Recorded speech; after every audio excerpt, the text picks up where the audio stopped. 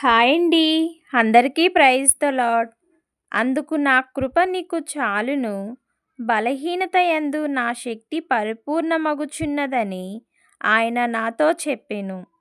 కాగా క్రీస్తు యేసు శక్తి నా మీద నిలిచియుండు నిమిత్తము విశేషముగా నా బలహీనతల యందే బహు సంతోషముగా అతిశయపడుదును.